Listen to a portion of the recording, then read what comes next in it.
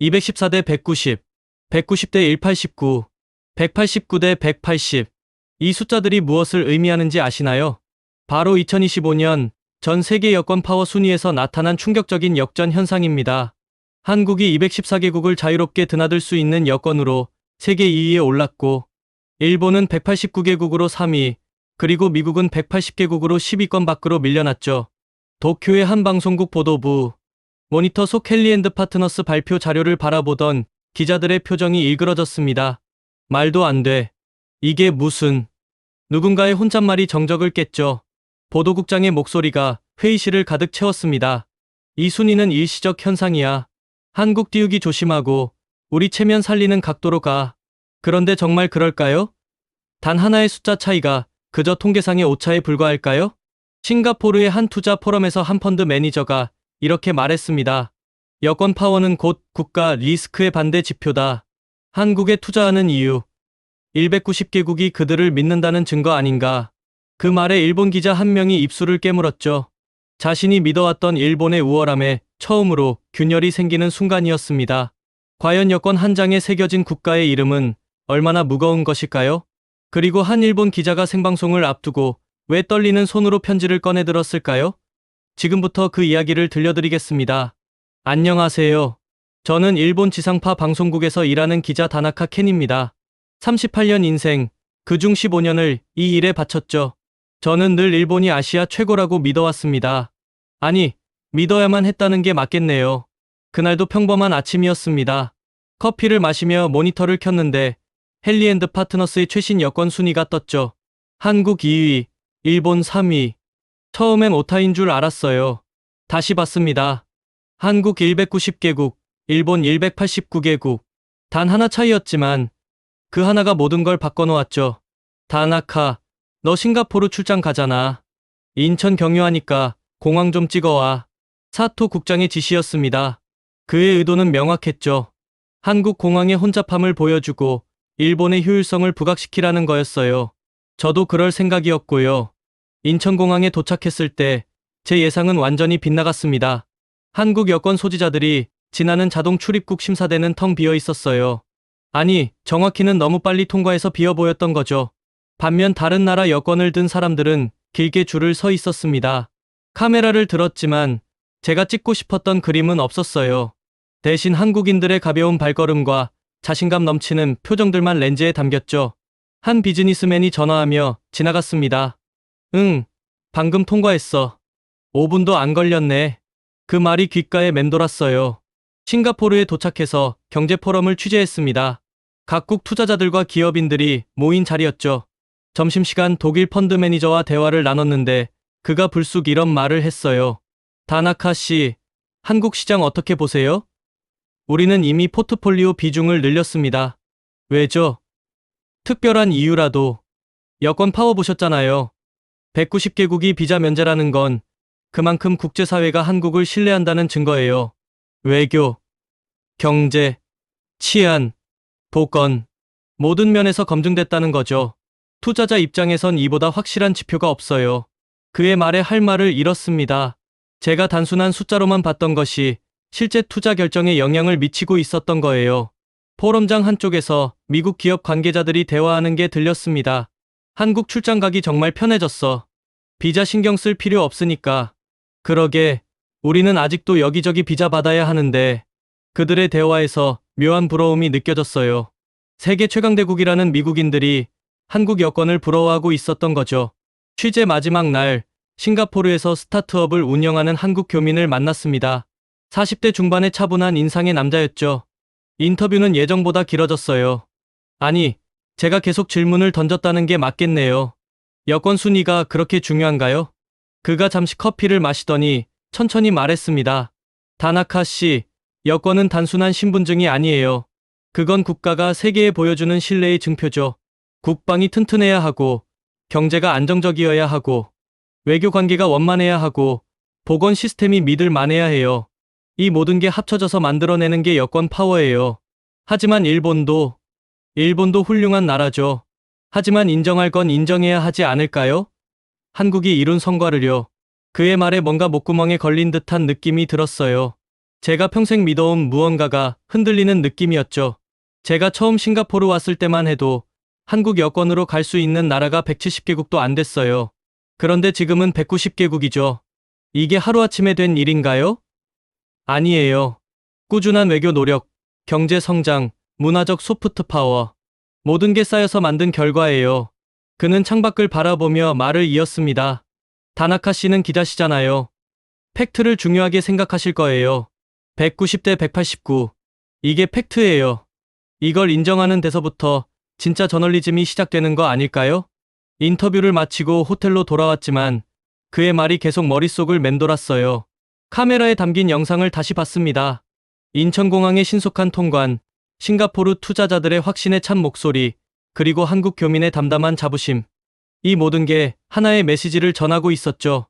한국은 이미 우리가 인정하지 않으려 했던 그 자리에 올라서 있다고. 도쿄로 돌아오는 비행기 안에서 저는 많은 생각을 했습니다. 어릴 때부터 들어온 이야기들이 떠올랐어요. 일본은 아시아의 리더다.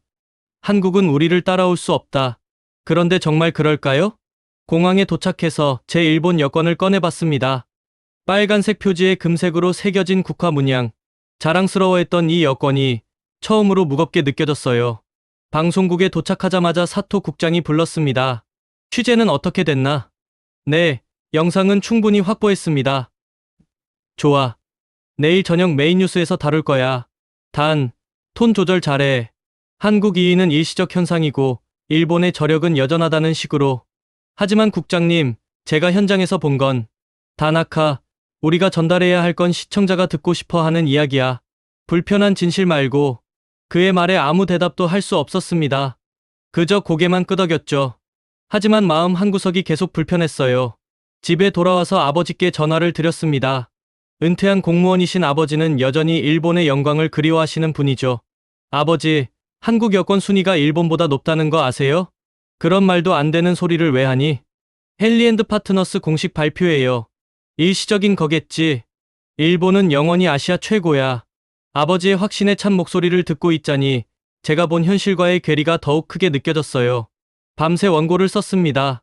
국장이 원하는 대로 한국의 성과를 축소하고 일본의 위상을 지키는 내용으로요. 하지만 쓰면서도 손가락이 무거웠어요. 거짓말은 아니지만 진실도 아닌 애매한 문장들. 그게 정말 제가 하고 싶었던 저널리즘일까요? 새벽 3시, 저는 노트북을 닫고 다른 종이를 꺼냈습니다. 아버지께 쓰는 편지였어요. 하지만 실은 저 자신에게, 그리고 일본에게 쓰는 편지였죠. 아버지, 오늘 저는 통계를 의심하려 했고 현장에서 그 의심을 거둬들였습니다. 여권의 페이지보다 무거웠던 건 한 나라의 이름이었습니다. 편지는 길어졌어요. 인천공항에서 본 것들, 싱가포르에서 들은 이야기들, 그리고 제가 느낀 감정들까지 모든 걸 솔직하게 적었죠. 인천공항에서 한국 여권 창구는 짧았고 발걸음은 가벼웠습니다. 제 카메라는 실내의 속도를 처음 기록했습니다. 싱가포르 포럼에서 투자자들은 한국을 리스크가 낮은 시장이라 불렀습니다. 비자는 그들의 결정을 재촉하는 눈에 보이는 증거였죠. 한국 교민이 제게 말했습니다. 여권은 국가가 도장 찍은 약속입니다. 그 약속 앞에서 제 자존심이 조용히 물러났습니다. 생방송 당일, 저는 2개의 원고를 들고 스튜디오로 향했어요. 하나는 국장이 원하는 원고, 다른 하나는 제가 쓴 편지. 분장실에서 거울을 보며 생각했습니다. 오늘 제가 전할 이야기는 무엇이어야 할까? 시청률을 위한 달콤한 거짓말일까? 아니면 쓰디쓴 진실일까? 다나카 씨, 스탠바이요. 스태프의 목소리의 자리에서 일어났습니다. 스튜디오로 걸어가는 발걸음이 무거웠어요. 앵커석에 앉아 프롬프터를 바라봤습니다. 국장이 검토한 원고가 떠올랐죠. 한국의 여권 순위 상승은 주목할 만하지만 일본의 국제적 위상은 여전히 확고합니다. 생방송 30초 전, 저는 주머니에서 접힌 종이를 꺼냈습니다. 아버지께 쓴 편지였죠. 옆에 앉은 메인 앵커가 의아한 눈빛으로 봤지만 저는 그저 정면을 응시했습니다. 생방송 10초 전, 9, 8, 7. 심장이 빠르게 뛰었어요. 지금이라도 원래 원고를 읽으면 됩니다. 그럼 아무 일도 없었던 것처럼 넘어갈 수 있겠죠. 하지만 3, 2, 1, 큐. 빨간 불이 켜졌습니다. 오네요. 저는 카메라를 똑바로 바라봤어요. 시청자 여러분, 오늘 저는 한 통의 편지를 읽어드리고자 합니다. 제 아버지께, 아니 우리 모두에게 보내는 편지입니다. 스튜디오가 순간 정적에 휩싸였어요. 프로듀서가 당황한 표정으로 손짓했지만 저는 계속했습니다. 최근 헨리앤드 파트너스가 발표한 여권 파워 지수에서 한국이 190개국으로 세계 2위, 일본이 189개국으로 3위, 미국이 180개국으로 10위권 받기라는 결과가 나왔습니다. 저는 이 숫자를 의심했고 현장을 찾았습니다. 인천공항의 출입국 심사대에서 저는 봤습니다. 한국 여권 소지자들의 신속한 통과를. 그들의 얼굴에는 자부심이 있었죠. 싱가포르에서 만난 투자자들은 말했습니다.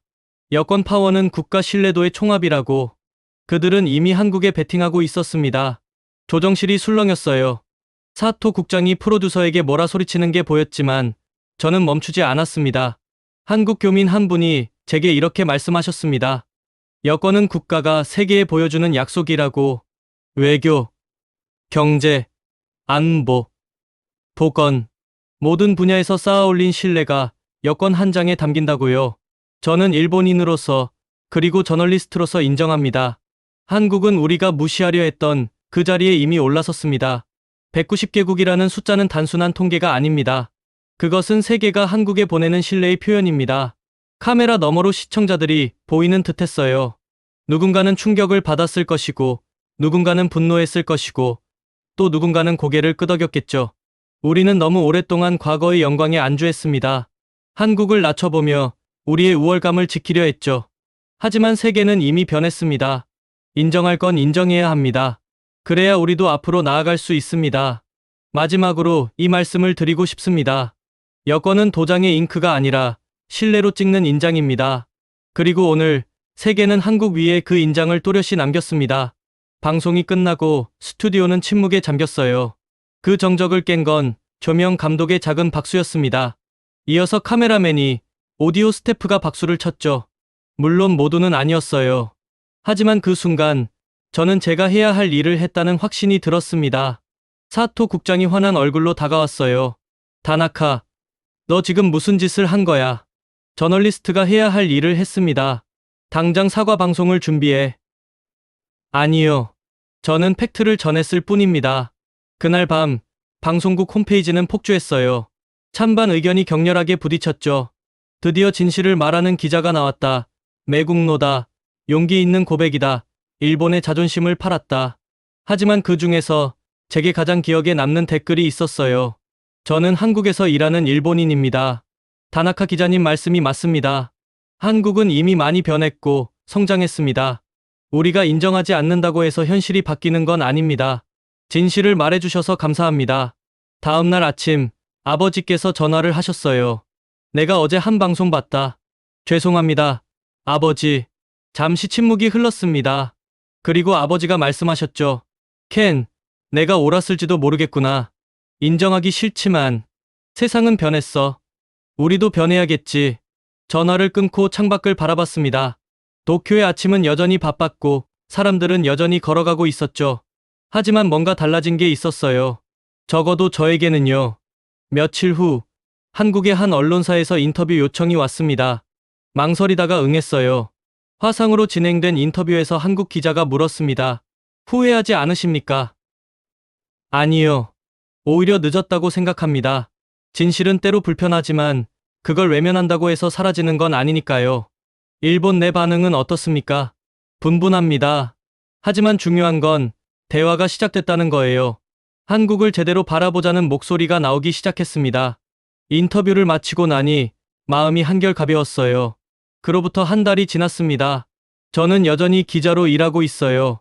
다만 이제는 다른 시각으로 뉴스를 전합니다. 팩트를 있는 그대로 전달하려 노력하죠. 얼마 전 또 다른 보고서가 나왔어요. 한국의 소프트파워 지수가 아시아 최고라는 내용이었죠. 이번엔 국장도 제 원고를 그대로 통과시켰습니다.